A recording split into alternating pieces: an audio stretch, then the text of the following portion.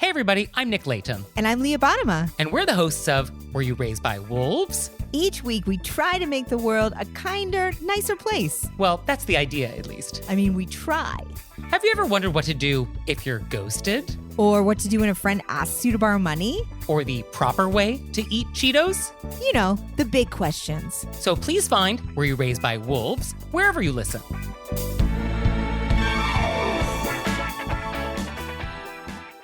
This episode is brought to you by Wisconsin Cheese. We do more varieties and flavors of cheese than anywhere else on Earth. By pushing the boundaries of what cheese can and should be, find your next favorite cheese at wisconsincheese.com. You're listening to Heritage Radio Network.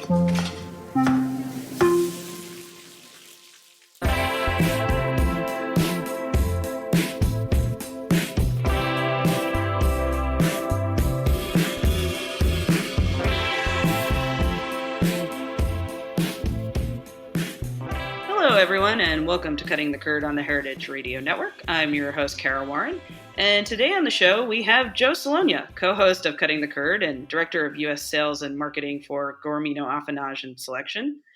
Joe was on site at the World Cheese Championship contest this year for Cutting the Curd.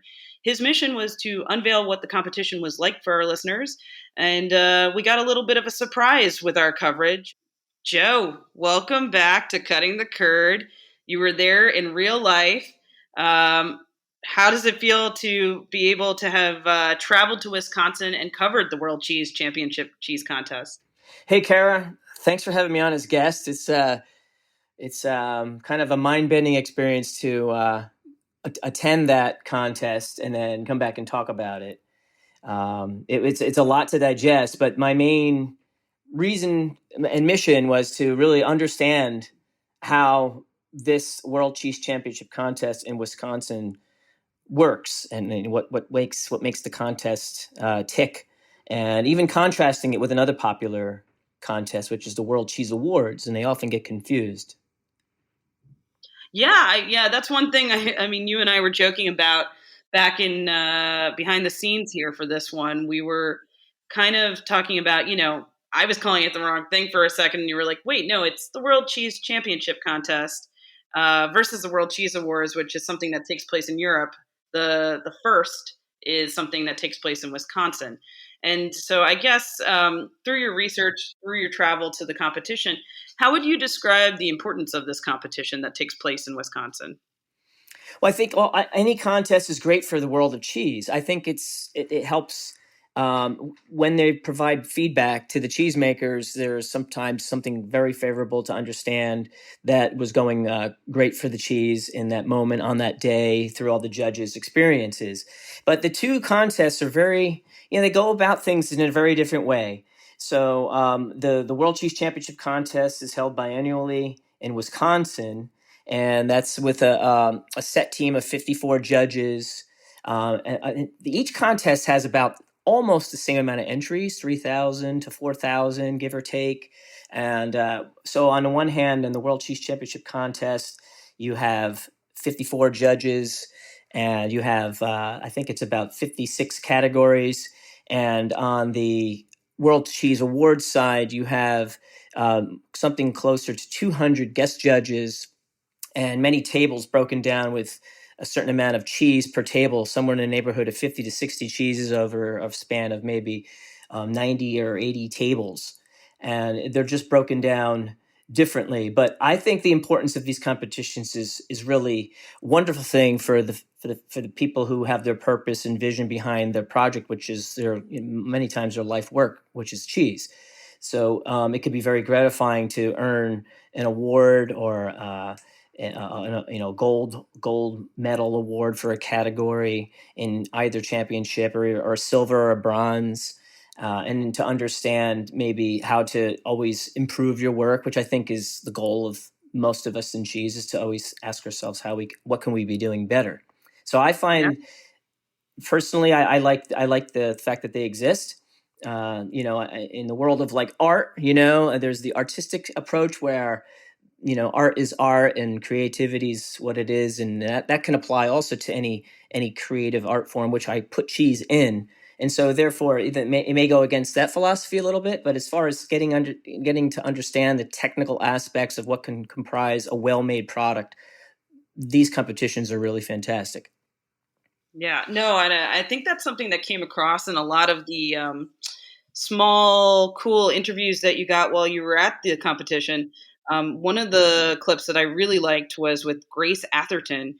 She did a great job of describing the competition setting. So I'd love for us to share a clip of her conversation with you, actually. Let's do that. Okay, everyone, we have our World Championship Cheese Contest communications organizer, Grace Atherton, here. We're in the hush of the Room and Convention Center, and Grace is just going to quickly describe for us the process to which, and kind of describe what we're looking at, because we'll give you an image through your virtual audible capacity here on the podcast. Grace, thank you for making some time. Absolutely, Joe. Thank you so much for coming and having me on the podcast. So right now we are in the Monona Terrace Community and Convention Center Exhibition Hall in Madison, Wisconsin.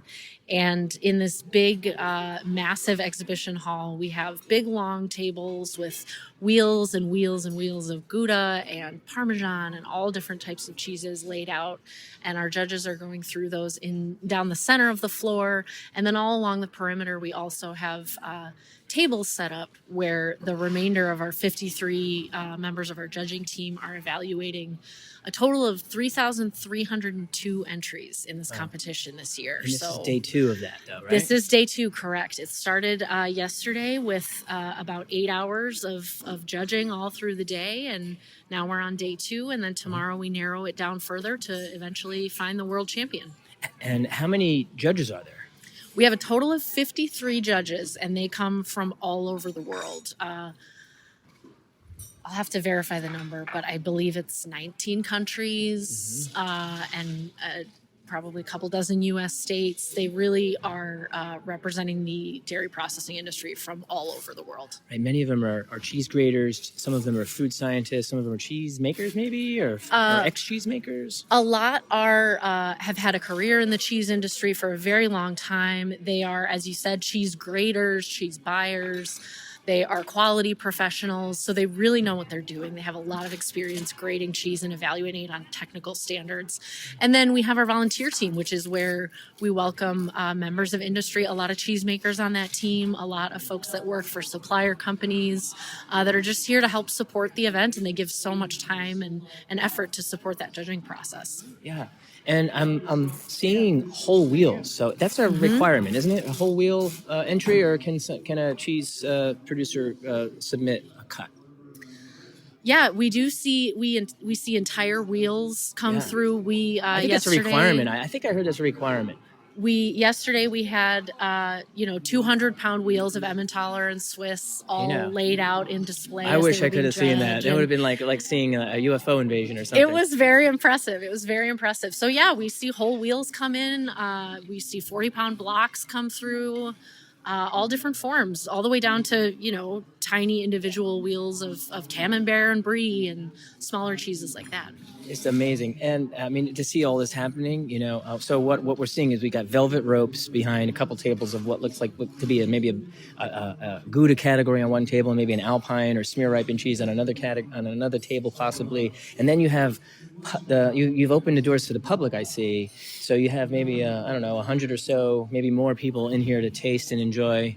Is that what's happening over there? That's right. We have opened the doors to the public again this year at this year's contest. We have 5 hours of public viewing hours across the first 2 days of the competition. So folks have been welcome to come through anytime during those public hours. And we've had samples available run by some of our wonderful volunteers. And new this year, we've had a judging demonstration area where we have some volunteers from industry, again, who have given their time on both of these first 2 days of competition to just show the public what it is that these judges are doing. And although our judges are happy to answer questions, they have a lot of cheese to taste, right? They have a lot of cheese. samples to So go much through. cheese. So this judging demo that we have this year has been a great way for the public to get involved and learn more about what's going on around them, while still moving the competition forward. And I'm noticing the judges only judge by plugging the cheese, it looks like. They're not cutting it in half, right? It looks like a lot of plugs are happening. It depends on the sample. Right now we're in an area with a lot of wheels, a lot of 40-pound or larger blocks or loaves, and those they often do plug. But when we get to the softer cheeses, we have grated and shredded categories. Those they have to cut or take out of the bag, things like that. So it varies based on the format of the sample. Sure, and then this will all culminate tomorrow at 2 p.m. where you'll turn on the That's live right. stream where folks can tune in. But by the time the listeners are listening to this, the results will have happened. So we'll post that on our Cutting the Curd podcast stories. And maybe HRN might even duplicate that for us. But tomorrow it's at 2 p.m. It's kind of like a Correct. audience and Yep. announcement type show. Yeah, so situation. sort of behind the scenes, we will have the championship round and the final round of judging happening here at Monona Terrace.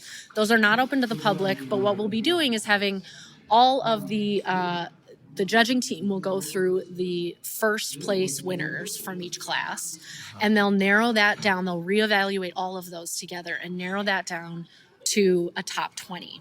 Then they go back through that top 20, and that's when they determine the world champion, the first runner-up, and the second runner-up. So at 2 p.m., are we hearing basically just the first runner-up, second runner-up? Correct. And 2 p.m. is the big announcement. So 2 p.m. Central Time, worldchampioncheese.org. We'll have that live streaming and our Facebook page as well on Facebook Live. And we'll unveil at that time who the big winners are. So it's pretty quick. It's not like we're going to go through every category. That's already been announced, so you can keep up on the website. Yes, So the point tomorrow, or the big announcement at 2, is really announcing like the final winners of the whole shebang. Yep, we have a little bit of an introduction to help people get their bearings as they're watching, and then we go right into it, and we will have That's pretty quick. cheesemakers from all over the world joining on Zoom, so they can participate. If they're here in person, we allow them to come in and view the ceremony as well if they're in the industry. So, it's going to be really exciting. That's going to be an exciting moment because you're going to go from 0 to 100, right? It does. It goes fast. It's very cool. I can't wait for all of it. Grace, thank you so much for giving us a good overview. Maybe we'll talk later, but I'm going to try to. I feel like when you take the goldfish home from the pet store and you're in like the little baggie before you put them in. I feel like that's what I am right now. I feel like I'm the goldfish in the baggie right now, in this massive tank of cheese in this room. I am going to go and we're about to set you free in the tank, Joe. Yeah, you can roam. I got a temper. All right, well, thanks again, and I can't wait to talk to you again and see what happens throughout the day. Great, thank you. Thanks, Grace. Wow. So that was really cool. I'm so glad, Joe, that you were able to get that interview with Grace and like get the setting laid. And it sounds like just a really cool atmosphere there. I love also then that like you segued next to find out what it's like to be a judge. Joe, have you ever even judged a cheese competition before? Has that been in your radar before? I have. I've judged at the Swiss Cheese Awards once, and I've judged at the World Cheese Awards once. And again, the World Cheese Awards and the World Cheese Championship contest tend to get confused, but they're very, very different. I haven't judged at both, but just from perceiving the difference at World Cheese Championship contest in Madison, Wisconsin this past March, I was able to really understand quite literally how they're vastly different. One biggest difference is you have to enter a whole form into the World Cheese Championship contest, and I don't believe that's true for the other contests, even the Swiss Cheese Awards. I mean, you walk into the room, the Swiss Cheese Awards, you see a lot of cut wedges, and just imagine how much more difficult that is. One distinctive difference right there. But judging is an honor. You feel like you're carrying, quite literally carrying someone's good work forward, and you want to be fair and empathetic. You have to understand what it took to even get the cheese in that room. Sometimes the cheese can even be distressed from the journey to get there, and that's unfortunate. So one advantage that Wisconsin has is, at least maybe by now, whoever wants to enter has figured out how to get the cheese there. With the World Cheese Awards, it switches countries each year, and it's held every year. So each year could present a different challenge on how to get the cheese to that country, depending on where it's held. And that's not even including the one that's held in Brazil, which is another World Cheese Awards type contest down in Brazil, which was just, I think, a few weeks ago. Those two are similar. But it's an exciting, honorable role. And I judged with 3 other co-judges on a table that had 60 cheeses at the World Cheese Awards. And everything was done in one day. So 4,000 cheeses are assorted on about 85 or 95, I forget the number, it might have been close to 95 tables of cheese. Wow. Each table, you'll go through a process, you'll award a cheese a gold or silver if it qualifies. So it's not just necessarily who's best on the table. Each table could produce multiple golds or silvers or bronzes, just depending on the criteria that you're looking for to qualify the cheese. But then at the end, you have to, as a team, decide on the World Cheese Awards contest table what cheese on that table would be considered super gold.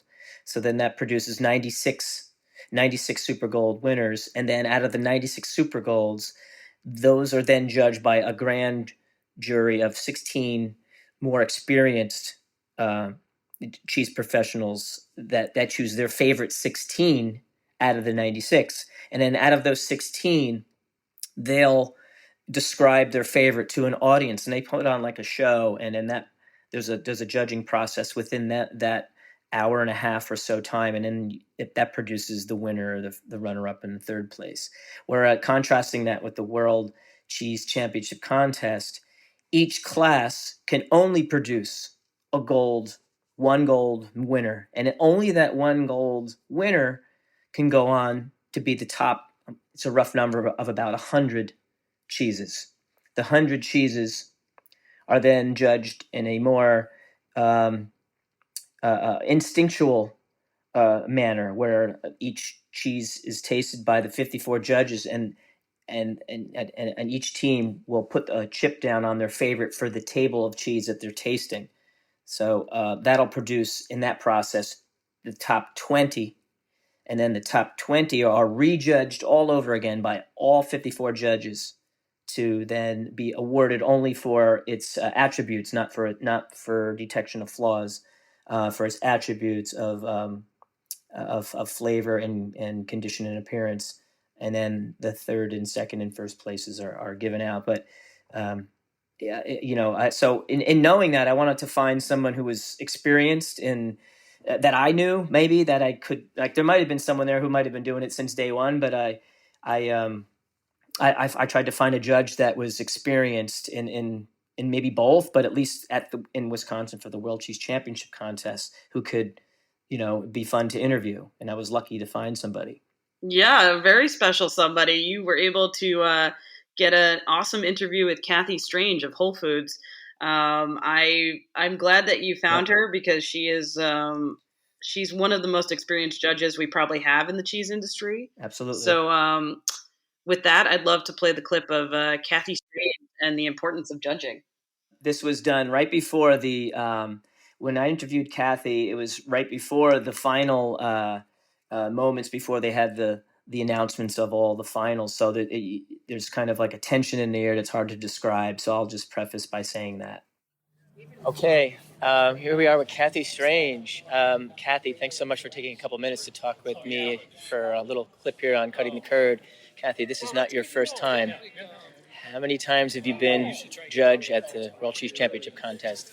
Thanks, Joe. I'm glad you're here to see. It's a very exciting time, and the judges here are the highest level of technical judges in the world. So for me, I think I was just saying, so they alternate with U.S. contest and the World Championship Cheese contest. So I think I've been here probably for this particular contest maybe 8 to 10 times. So I've been coming maybe for that many almost 20 years Yeah. on and off to the different events. And we were just commenting before we started recording our audio here that how thorough it is, which for me, you know this, but for me, not first time attending, I'm blown away by how thorough.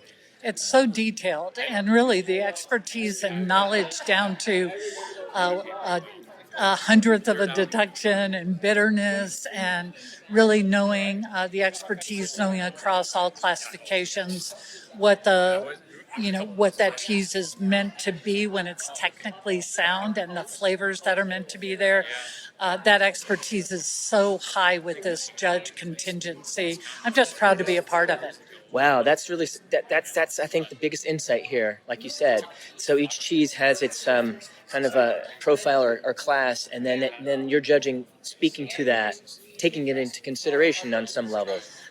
Certainly, the federal code of regulations defines that for the U.S., and then we have so many AOP, AOC, DOC, DOCG cheeses that meet the regulations of their particular countries. So these judges know all those classifications and are able to translate that to, hey, we have the top 20 right now. It's very exciting. Yeah, so now that we're going to get to a point where it's going to be the tension's going to be palpable in the room when the finals are announced. Well, you've been in that kind of situation before, right? Where it's just all the energy around anticipation, because it is blind judging. You're only judging and don't really have visibility across your own scores. You're judging it at that moment. You taste it. So even going from table 1 to table 10, the cheese maybe is out a little longer and has a different personality, and each one of the judges will judge it for that moment in time. Wow. Really is a little bit of a game of chance, but a little bit of talent, a lot of things lining up for whoever wins. Well, it's certainly good cheese making. Right, the talent in the cheesemakers at this level, even to enter this contest, is so very high. And then the ability for a cheese to really reflect its personality multiple times over a period of days. I think it's a very difficult contest to win. So anyone that even gets to this level of the top 20 is like excellent, beyond excellent right now. Right on. Kathy, thanks so much for taking a minute to explain. Your insights are hugely valuable for those that listen. I'm so glad we got to record some of your perspective on this World Championship Cheese Contest here in Wisconsin. Thanks for taking time to come, because I think just your voice and you know that it's how exciting it is, right? And your opportunity to share the news of how valuable this is for the cheesemakers and people that invest time and energy for the farmers. It's really important to be able to be honored at this high level. So thank you for your time. Oh my gosh, thank you again. Let's see what happens. All right, let's take Kathy. It away with the cheese. Okay, cheers. Right, Thanks, Kathy. Cheers. Oh man, that was great. So much insight on the judging from Kathy Strange. I really appreciate that you were able to talk with her. And one of the things that she mentioned in the interview was how the judging is really valuable for cheesemakers and farmers. Joe, do you think this has helped Gourmino? And do you believe overall it's helping other cheesemakers? I'd like to think so. For when we place high, we try to think and make sense out of it as to how that could have happened. We've done incredibly well in this contest in the past, where Michael Speaker has won 3 times with his Gruyere, and we try to make sense, like why does he win? How did he do so well? Whereas we've entered cheeses in other categories and maybe haven't done as well, and we try to also understand why. There's the way the cheeses are judged through the lens, like what Kathy was mentioning, is that like a cheese like a provolone. I'll use kind of more extreme examples, but like a cheese like a provolone that's very very lactic and has lipase kind of taste to it is going to be judged differently than say a cheese that's smear ripened or soft camembert style, right? So the criteria that's expected is first a setting for and that's done through the knowledge of the judge to apply what also is they're expecting to taste given its class. And then there's a description of the cheese that's given by the cheesemaker, and they're seeing if that rings also true with the cheese as they experience it during the taste making. So sometimes a cheesemaker may be describing the cheese, and the taste of the cheese at that moment is very different. Feedback will be provided, and I think just that action alone is hugely valuable to cheesemakers, to understand what was it about the cheese that was either favorable or not favorable, because that feedback is given. I think to the point now where there may even be video given back to the cheesemaker, where let's say something was not expected or ideal in the cheesemaker could either know that it might have been production's fault, or could have been a fault through transportation and just getting the cheese there, and that's going to be valuable, right? You're going to want to know, did my cheese suffer in transit getting to the contest, and is that the reason why, or is it that I need to adjust some things in the vat? So that kind of feedback, I think, is valuable. And the whole thing, understanding the quality of milk, without the quality of milk, you can only go so far with the cheese, right? So all of it carries through from the cheesemaker and to the dairy farmers. Yeah, I love how fair and helpful that is. I can really see entering a competition like this one as being, like I said, very helpful. So cool. Well, I think we have lots more coming up. We have to have the results revealed, and we got a cool clip with Chris Roelli of Roelli Cheese. So we're just going to take a quick break here. I'm with Joe Solonia of Cutting the Curd, Gormino. We're studying the World Cheese Awards, and we're just going to take this quick break and be right back. This episode is brought to you by Wisconsin Cheese. Wisconsin, the state of cheese, makes half of the nation's specialty cheese and wins more awards than any other state or country. Our heritage and traditions, master cheesemaker program, and the American propensity for innovation all put Wisconsin on the cutting edge of cheesemaking. With over 600 varieties of cheese to choose from and 5,500 national and international awards and counting, get ready to turn your refrigerator into a trophy case. Enjoying a Wisconsin cheese is basically like winning a gold medal in culinary achievement. Set your mind at cheese. When you bite into a wedge of Wisconsin Wonderful, you know it is made with the ultimate skill and passion possible. Find your next favorite cheese at wisconsincheese.com. Hey everyone, welcome back to Cutting the Curd. I'm your host, Kara Warren. I'm here with Joe Solonia, co-host of Cutting the Curd. We're taking a deep dive into the world of cheese competitions, and specifically the World Cheese Competition here, which gets mixed up with the World Cheese Awards, which Joe has been able to keep straight throughout this entire interview. So much love to him for that. And it's not easy. It gets confusing. Yeah, it gets really confusing. I've had to keep looking at the notes here to track. It's been fun. So one of the next fun things I'd love to talk about with you, Joe, is Gormino has won before, but it's not guaranteed every year.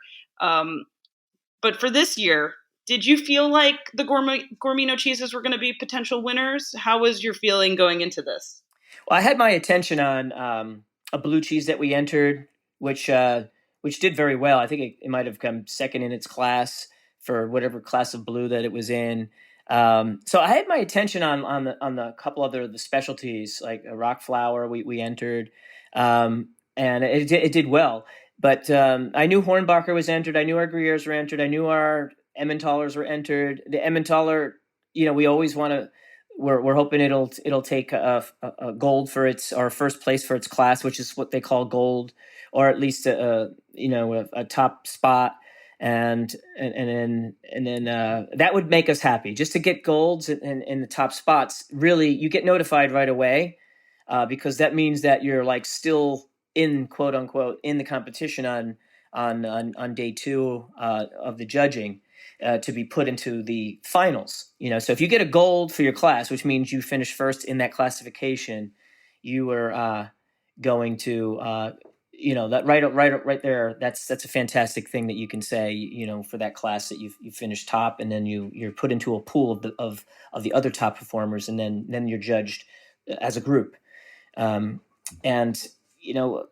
I always have good faith in our cheese, because our cheesemakers are pretty incredible.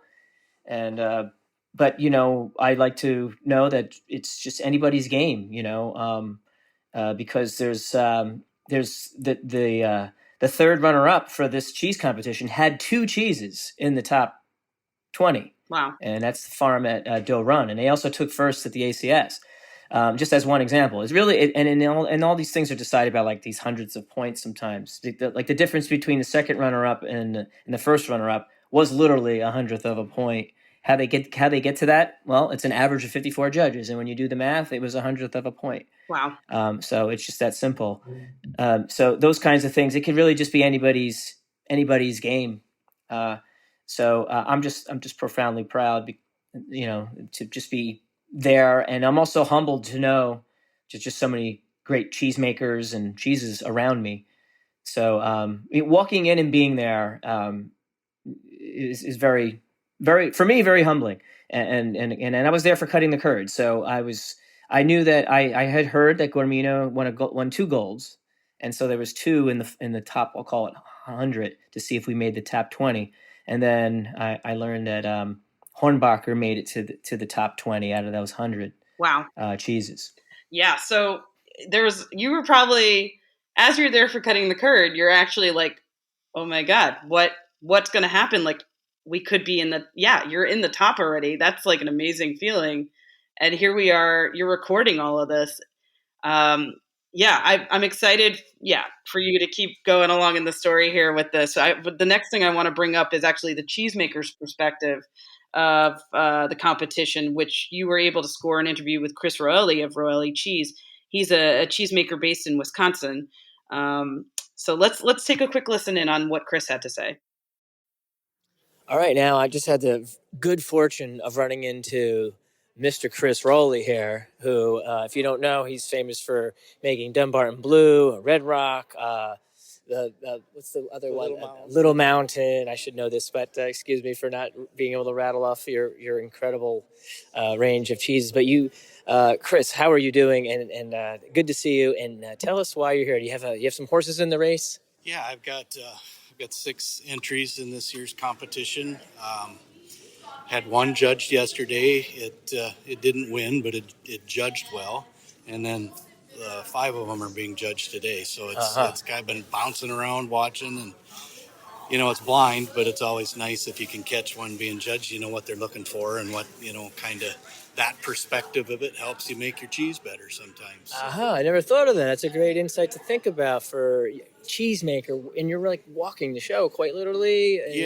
And so you're like a nervous parent watching. I'm a nervous wreck, to be honest with you. But we did really well at the last World Competition. I had a finalist, top 20 cheese, so it was,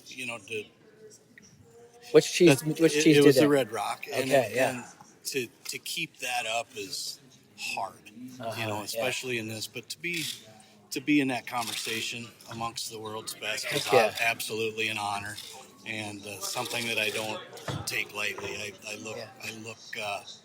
I look up to a lot of these guys, and it's fun. It's fun to watch the whole process. Yeah, and tell, what cheeses did you enter of yours? So I entered the Dunbarton. I entered Red Rock. I entered our Raclette.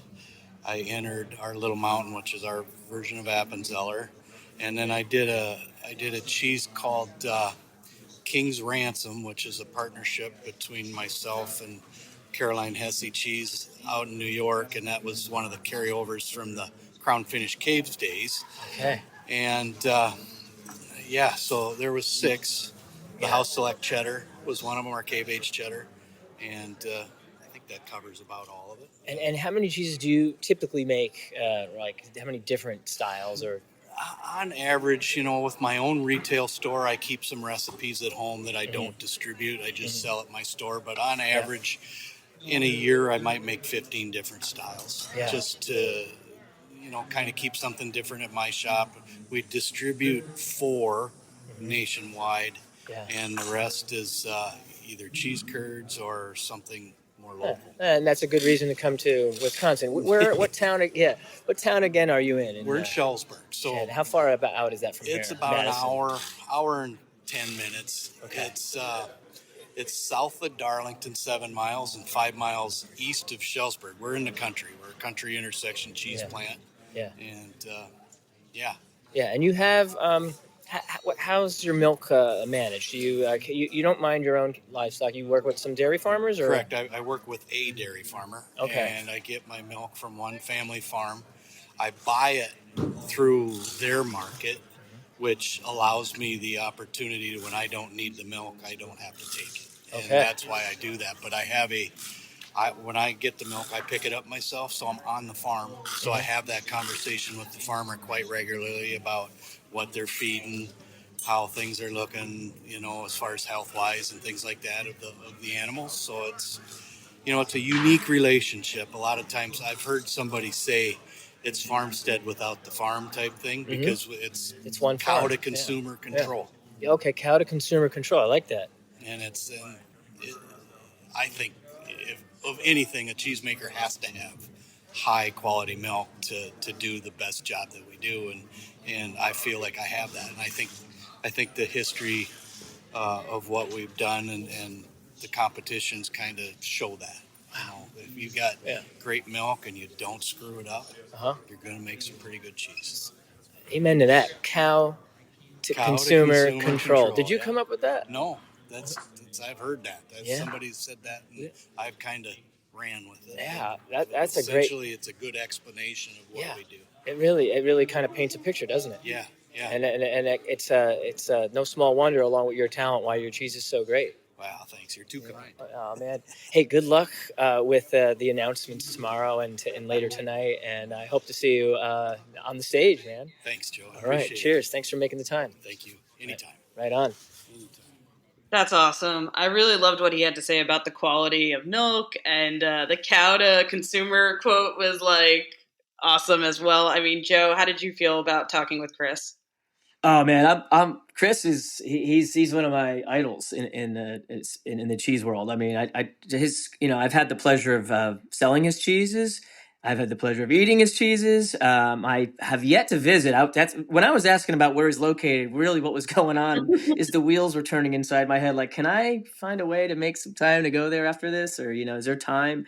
And unfortunately, my schedule didn't allow. But I promised myself the next time I'm close enough, or if I get to even Chicago, I'm going to figure out a way to get up to his dairy. So I've been Chris is, to me, just a fantastic cheesemaker, a great example of someone who makes different styles of cheese, and a story of an American cheesemaker where for a while I think he was only making cheddar, and and or maybe his father, his grandfather was making more. They were more cheddar makers, and the way the market's developed, it's not as sustainable, to make a good living that way. So that developed into a different project where he started making cheeses like Dunbarton Blue and Red Rock and Little Mountain. So his model and his philosophy is great. And the cow to consumer control alliteration, or whatever you want to call it, is just a fantastic thing to kind of understand and aspire to. Yeah, no, it's super cool. And I really also you were able to score an interview with Jessica Fernandez, and she's of Lactography. And I think she can probably give insight from what I see about the international perspective, but also just how the competitions are evolving around the world of cheese. So let's take a listen to what Jessica Fernandez had to say. So Jess, you were just mentioning how unique it is that there was a Japanese-made raclette. Yes. That was in the final rounds. Yes. That's the top 20. Yes. So that's pretty surprising. We don't hear that much.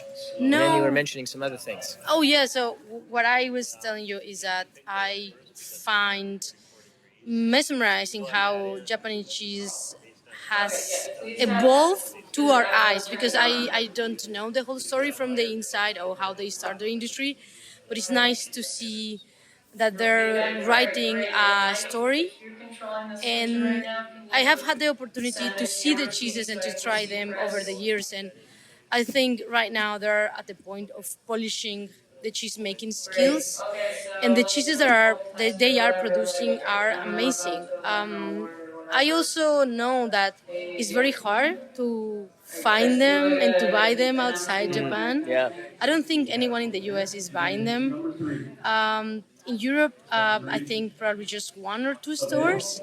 But also, I would like to know what this means for the Japanese community of cheese, what these awards means, or what they would like to see in the future about their cheeses. And everything is so particular about how they do things. And it's fascinating considering that cheese is relatively new to them, as not as an old tradition, more like European. But I wonder what we will see in 10 years, well, not 10 years, not even that much, like maybe in 1 year or 2 years.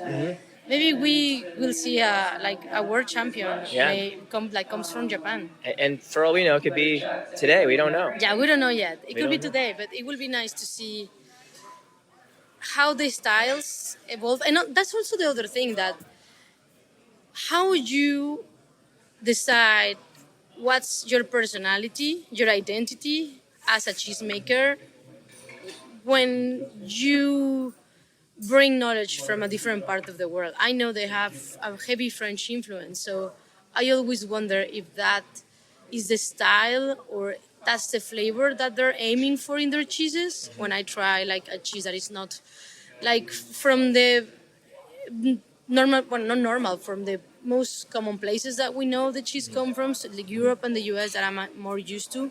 I always wonder what is the flavor that they were trying to look for in the cheese. Yeah, that's a good question to wonder about. It would be nice to interview them one day and hear their answer. It's a great question. And you said there was some other cheeses that were not from your typical regions that you were discovering. Because how many cheeses do you think you tasted, first of all? I don't know. I think more than 150. Wow. Yes. That's a lot. Over the span of Tuesday, Wednesday, and today. Yes. Over a span of about 3 days. Yes, exactly. That is still a lot. It's a lot. It's fun. I had cheeses from Australia, and I had one cheese that was from Sri Lanka. It was a blue cheese. A blue cheese. Yes. And I found it also very particular. I was happily surprised to see that cheese is now becoming a more explorative possibility for other regions. So it's nice to see cheeses that are not typically made in these regions, like blues, to be out there and people, sending them, and we get the chance to try them, and that's amazing. Yeah. Emerging systems. A place like Sri Lanka where the cows are sacred, there's probably some good milk there. Why not? Yes. Why couldn't there be some great cheese happening? Oh yeah, and I also had a cheese from Puerto Rico, now that I'm remembering. That also was very interesting. Wow. I hope we can somehow get the list up for Cutting the Curd audience. But this has been great, Jess. Thanks you for giving us your perspective. It really is wonderful to sit down and talk with you for a few minutes here. Thank you very much for the time. You got it. Thanks again. Wow. I know I keep saying wow after every clip, but it's so cool to hear her thoughts on that's neat. Like, I didn't understand. I had not heard about Japanese raclette before. So I could see where it's mind-blowing. And even for you, I mean, you were learning from her, don't you think, in the moment, right, Joe? Oh, so much. Absolutely. I mean, she's fantastic. She's professional to know, so much knowledge. And she attends, I think, just think about it. She's a judge at both World Cheese Awards, that one that's held in Brazil, the one that's held in the European continent, and then the Wisconsin World Cheese Championship contest, amongst doing other things. She works for Lactography Mexico, and absolutely, she's got an incredible cheese mind. And the mention of the Japanese raclette is quite significant. I mean, it was on the stage. I mean, silently, I was like thinking, like, wow, I hope that cheese, what's going to happen? It's just fantastic that the cheese from Japan made the top 20. for a category like raclette is pretty impressive. And if I'm not mistaken, there were folks there. I think they were from the dairy. I did not get to interview them. I don't even know how good their English was. But they there's only so much time and the logistics of being able to talk to just anybody I wanted. It was not really just who I wished. So, but they were sitting there near me or standing near me during the finals, and it was exciting for them. Yeah. Well, speaking of the finals, we're at that moment in the show where we can actually take a look and reveal the winners. I know it's possible to look it up online, but if you weren't paying attention and you're thinking about this all right now as you listen to our show, we're going to share the unveiling of the winners with you right now. All right. Well, thank you. It has been a wonderful week here in Madison. You guys have tried tons of wonderful cheeses, and we are down to the final 3 cheeses in the 2024 World Championship Cheese Contest. Without further ado, the second runner-up with a score of 98.91 is Batch 17, made by the Farm at Doe Run in Coatesville, Pennsylvania.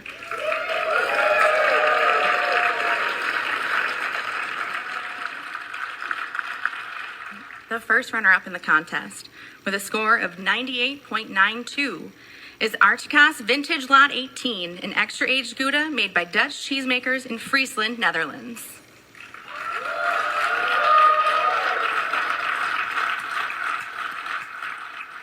Now, our world champion cheese. With a winning score of 98.98, the 2024 world champion title goes to Hornbacher, made by Michael Spieker of Mountain Dairy Fritzenhaus for Gormino in Bern, Switzerland.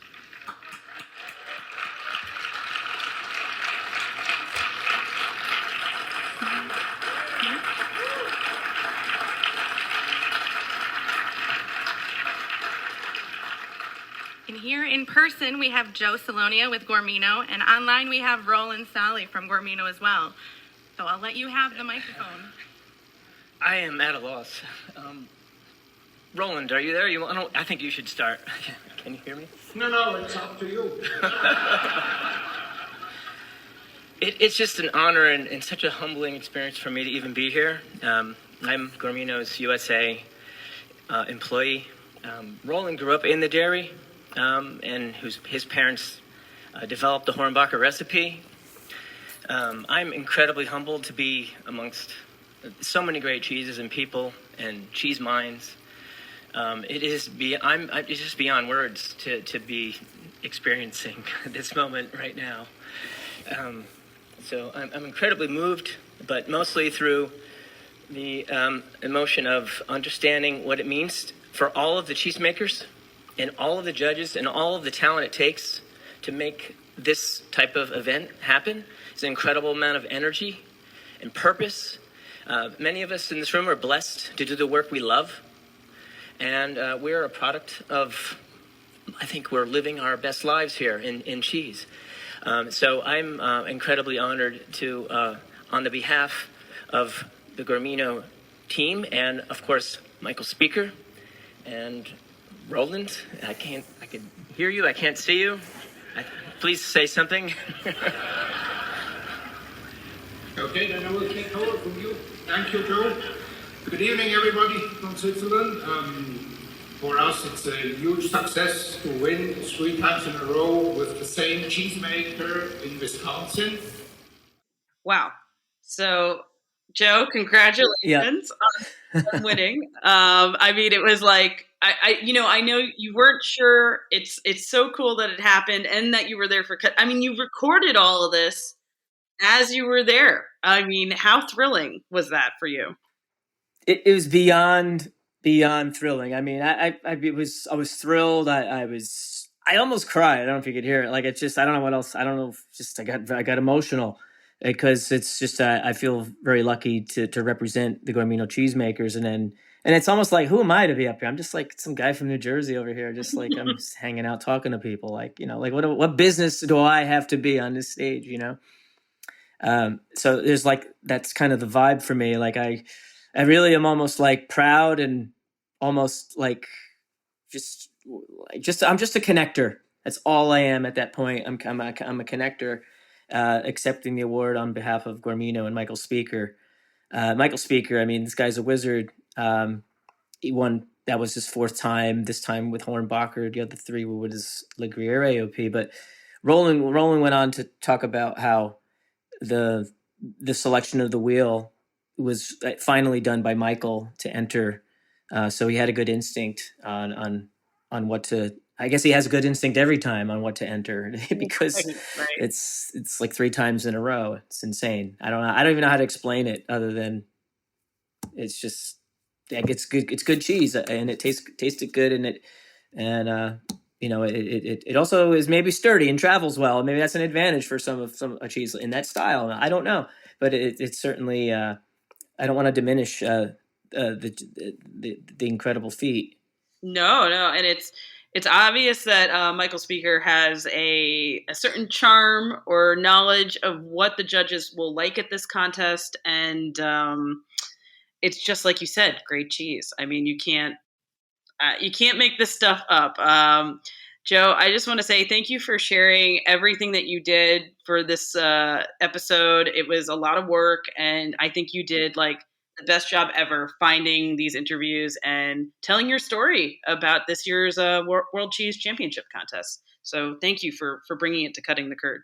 Thank you, Kara. Thanks for helping me flesh this out because originally I was just ready to report on a bunch of cheeses that won. I didn't know it was going to be a cheese that I would be connected with. So thank you for helping me make it comfortable for the audience, I hope. Yeah, no, I'm hoping it's a new classic for the Cutting the Curd listener base. Well, this has been a pleasure. I'm just going to give the details for everyone to follow you and myself. So here we go. It's please follow Joe on Instagram at Sting Chef if you're not doing it already, and Guarmino at Guarmino LTD. And you can follow us at Cutting the Curd and myself at Kara Warren. And please listen and subscribe to Cutting the Curd via Apple Podcasts, Spotify, Stitcher, or wherever you listen to your podcasts. Thanks, and eat more cheese. Cutting the Curd is powered by Simplecast. Thanks for listening to Heritage Radio Network, food radio supported by you. Keep in touch at heritageradionetwork.org/subscribe. Hey, it's Francis Lamb, host of The Splendid Table. Every week on our show, we talk about food and cooking and the meanings of food and cooking. We talk with the most interesting people in food about their techniques, their culture, and everything in between. Whether it's about how fried chicken took over the world or how Instagram changes the way people are actually eating. It's a food show where everyone is welcome. Come join us. You can listen to The Splendid Table wherever you get your podcasts.